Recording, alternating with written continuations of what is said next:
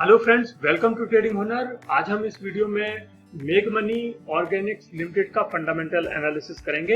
ये fundamental analysis हम FY20 का करेंगे, यानी जो साल मार्च 2020 में खत्म हुआ है हम उसका एनालिसिस यहाँ पर करेंगे।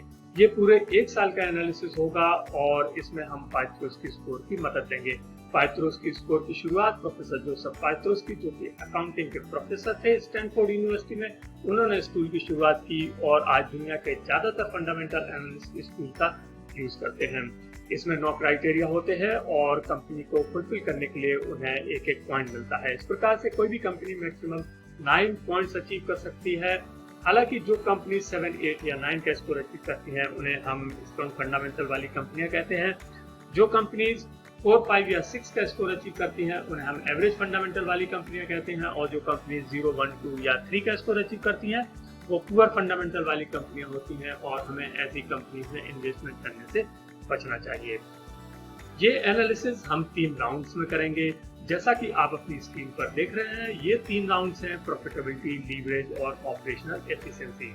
हम इनको बारी बारी से लेंगे और उसके बाद में हम कंपनी के ग्रे एरियाज के बारे में डिस्कस करेंगे। ये हमने एक नया सेक्शन ऐड किया है अपने वीडियोस में और इसमें हम आपको वो बताएंगे, वो एरियाज बताएंगे, ग्रे एरियाज जिन्हें कहते हैं कि कंपनी वहां पर पॉइंट्स अचीव नहीं कर पाई है, और ये सब हम आपको बताएंगे कंपनी के बैलेंस शीट और प्रॉफिट एंड लॉस के साथ में, आपको अकाउंट्स के साथ में और एनालिसिस के साथ में आपको बताएंगे कि किस वजह से कंपनी वो पॉइंट्स अचीव नहीं कर पाई है। तो ये काफी एनालिटिकल राउंड होगा। इसको हम लेंगे अपने 3 राउंड्स के बाद में। फ्रेंड्स, अभी आप जो अपनी स्क्रीन पर देख रहे हैं ये हमारा डिस्क्लेमर है और ये हमारी वेबसाइट www.tradinghunar.com पर भी अवेलेबल है। तो यहाँ पर हम इस वीडियो को शुरुआत करते हैं अपने राउंड 1 से। राउंड 1 है हमारा प्रॉफिटेबिलिटी का राउंड और इसमें है 4 क्राइटेरिया। देखते हैं वो कौन कौन से क्राइटेरियाज हैं। ये रहे वो 4 क्राइटेरिया, जिसमें सबसे पहला क्राइटेरिया है पॉजिटिव नेट इनकम। हमें ये पता करना है कि कंपनी की जो नेट इनकम है करंट ईयर में पॉजिटिव है या नहीं।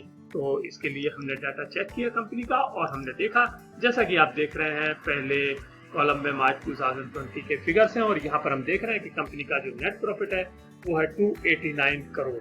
ये एक पॉजिटिव फिगर है और यहाँ पर कंपनी को इस कंडीशन को फुलफिल करने के लिए मिलते हैं 1 पॉइंट।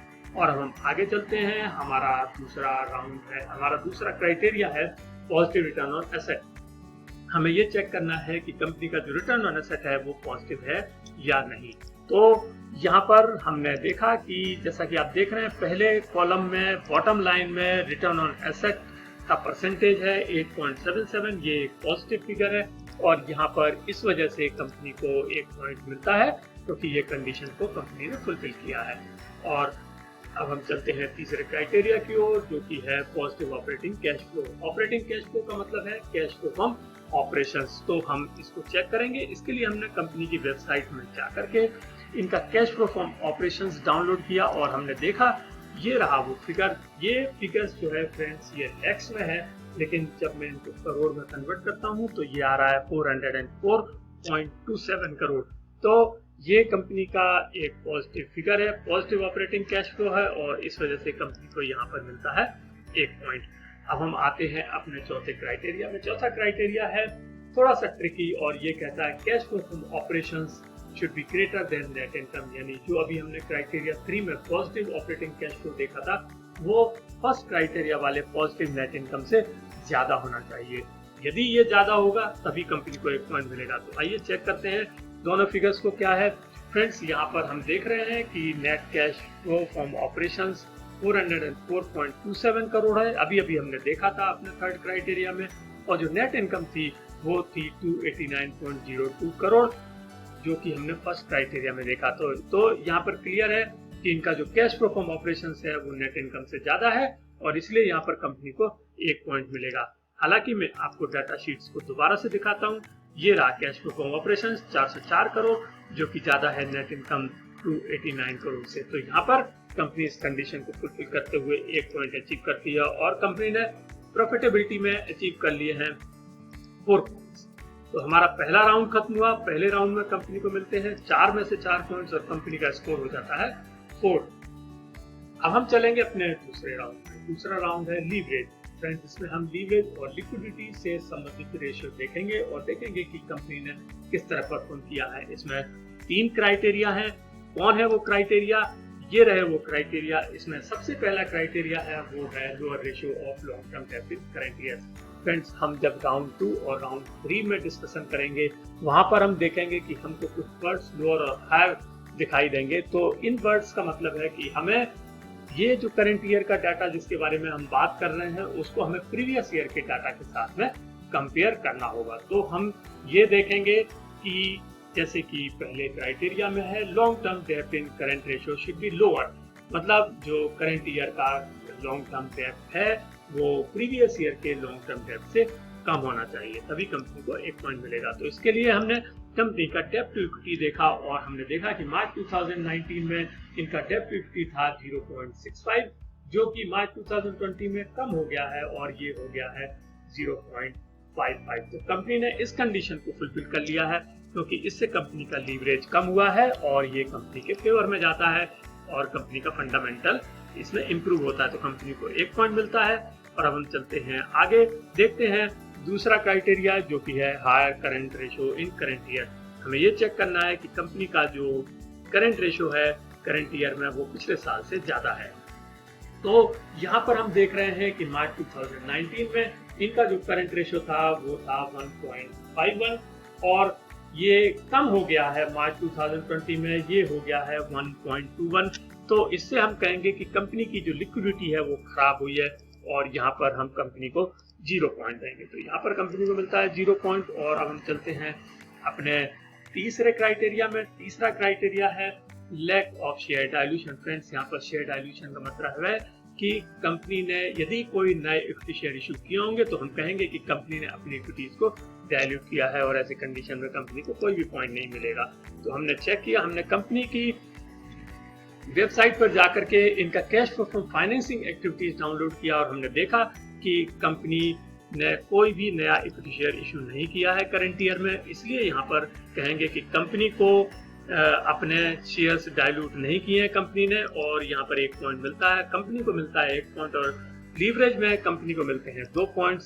सेकेंड राउंड खत्म हुआ, सेकेंड राउंड में कंपनी को मिलते हैं 2 पॉइंट्स और कंपनी का ओवरऑल स्कोर हो जाता है 6। अब हमारे पास केवल एक राउंड है जिसमें कि 2 क्राइटेरिया हैं। ये राउंड है ऑपरेशनल एफिशिएंसी का और कौन कौन से वो दो क्राइटेरिया हैं। ये रहे वो 2 क्राइटेरिया।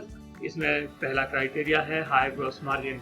ये जो राउंड है ये ऑपरेशनल एफिशिएंसी का है और इसमें हम ग्रॉस मार्जिन के थ्रू पता करेंगे कि कंपनी की ऑपरेशनल एफिशिएंसी में क्या सुधार हुआ है। तो ये लास्ट ईयर के ग्रॉस मार्जिन से ज्यादा होना चाहिए। तो इसके लिए हमने डाटा को चेक किया और हमने देखा कि मार्च 2019 में इनका ग्रॉस प्रॉफिट मार्जिन था 27.66%, जो कि मार्च 2020 में कम हो गया है, 22.37% हो गया है।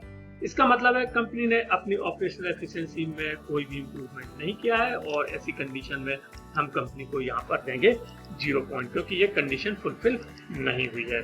और अब हम चलते हैं अपने आखिरी क्राइटेरिया में और 9वें क्राइटेरिया में, जो है higher asset turnover ratio. Asset turnover ratio का मतलब है कि कंपनी ने अपने एसेट्स का किस हद तक अपनी रेवेन्यू को जनरेट करने में किया है। ये रेवेन्यू और एसेट्स का एक प्रोपोर्शन होता है। तो यहाँ पर हम चेक करते हैं और यहाँ पर हम देख रहे हैं कि कंपनी ने last year asset turnover ratio generate किया था 87.84%, जो कि मार्च 2020 में कम हो गया है और ये हो गया है 80.06। तो यहाँ पर कंपनी ने इस कंडीशन को फुलफिल नहीं कर पाया है और यहाँ पर भी कंपनी को एक और 0 पॉइंट मिलता है। तो इस प्रकार से ऑपरेशनल एफिशिएंसी में कंपनी को मिलते हैं 0 पॉइंट और जो तीसरा राउंड है वो खत्म हुआ। तीसरे राउंड में कंपनी को मिलते हैं 0 पॉइंट और कंपनी का ओवरऑल स्कोर हो जाता है, वो हो जाता है 6। तो आपने देखा, जैसा मैंने आपको पहले बताया था कि यदि कोई कंपनी 4, 5 या 6 का स्कोर अचीव करती है तो वो एक एवरेज फंडामेंटल वाली कंपनी कहलाती है। तो यहाँ पर make Money Organics limited FY20 में एक एवरेज फंडामेंटल वाली कंपनी उभर के निकली है। अब हम बात करेंगे इसके ग्रे एरियाज की और देखेंगे कि कंपनी ने जो पॉइंट्स खोए हैं वो कहाँ खोए हैं और कहाँ पर वो पॉइंट्स अचीव कर सकती थी। तो जैसा कि अभी हमने देखा, कंपनी के 6 पॉइंट्स आए हैं और कंपनी ने 3 पॉइंट्स लूज किए हैं। प्रॉफिटेबिलिटी में कोई पॉइंट लूज नहीं किया है, लीवरेज में 1 पॉइंट लूज किया है और ऑपरेशनल एफिशिएंसी में उसने 2 पॉइंट्स लूज किए हैं। तो हम इनको बारी बारी से डिस्कस करेंगे, ये तीनों कैटेगरीज को। सबसे पहले देते हैं हम प्रॉफिटेबिलिटी। प्रॉफिटेबिलिटी में कोई इशू नहीं है, 4 में से 4 पॉइंट्स कंपनी को मिले हैं। लेकिन यदि लीवरेज को देखें तो 1 पॉइंट इसमें लूज किया है और वो पॉइंट था इनका करंट रेशियो का। ये क्यों लूज किया है? क्योंकि इनकी जो करंट लायबिलिटीज हैं वो लगभग 12% बढ़ी है, जबकि करंट एसेट्स इनके 10% बढ़े हैं। जैसा कि आप यहाँ पर डाटा में देख रहे हैं, ये ऊपर वाला बॉक्स है इनका करंट लायबिलिटीज का और नीचे वाला बॉक्स है करंट एसेट्स का। तो करंट एसेट्स और करंट लायबिलिटीज में बहुत ज्यादा फर्क तो नहीं है, लेकिन फिर भी 2% का फर्क है और इस वजह से कंपनी ने अपना 1 पॉइंट लूज किया है। और अब हम चलेंगे कंपनी के ऑपरेशनल एफिशिएंसी वाले सेक्शन में। यहाँ पर हम देखते हैं कि कंपनी ने 2 पॉइंट्स लूज किए हैं, कोई भी पॉइंट अचीव नहीं कर पाई है। पहला पॉइंट इसने लूज किया है ग्रॉस मार्जिन में। इसकी वजह यह है कि जो इनका एबिट मार्जिन है वो प्रीवियस ईयर में यानी 19 में ये था 22%, जो कि इस बार कम हो गया है और ये हो गया है 18%। ये मैं आपको डाटा के साथ में यहाँ पर दिखा रहा हूँ। आप देख सकते हैं कि जो इनका मार्च 2019 में 2087 करोड़ पर 464 करोड़ का इन्होंने एबिट जनरेट किया था, जबकि 2020 में इनकी सेल बढ़ी है 2191 करोड़ हो गई है, लेकिन इनका जो एबिट है वो कम हो गया है और 401 हो गया है। तो यहाँ पर इस वजह से कंपनी ने 1 पॉइंट लूज किया है, 4% इनका एबिट कम हुआ है। और दूसरा जो पॉइंट है वो है एसेट टर्नओवर रेशियो का। इसकी वजह यह है कि कंपनी के जो टोटल एसेट्स हैं करंट ईयर में वो लगभग 13% बढ़े हैं, लेकिन कंपनी की सेल केवल 5% ही बढ़ी है। ये मैं आपको दिखा रहा हूँ, ये आप देख सकते हैं कि जो कंपनी के एसेट्स हैं वो 2376 करोड़ से बढ़कर के 2736 करोड़ हो गए, यानी लगभग 13% का इंक्रीज हुआ है। लेकिन यदि हम इसके सेल की बात करें तो वो केवल 5% बढ़ी है और 2087 करोड़ से 2191 करोड़ हुई है। और इस वजह से कंपनी ने अपने एसेट टर्नओवर को 1 पॉइंट लूज किया है और अपने एसेट्स का भरपूर यूज नहीं कर पाई है रेवेन्यू को जनरेट करने के लिए। तो फ्रेंड्स, ये था एक analysis make Money Organics Limited का फंडामेंटल एनालिसिस FY20 का। आपको ये वीडियो कैसा लगा? यदि आपको वीडियो अच्छा लगा हो तो प्लीज लाइक कीजिएगा और शेयर कीजिए, और यदि आपने अब तक हमारे चैनल को सब्सक्राइब नहीं किया है तो प्लीज हमारे चैनल को सब्सक्राइब कीजिएगा और बेल आइकन को प्रेस कीजिए। Thank you.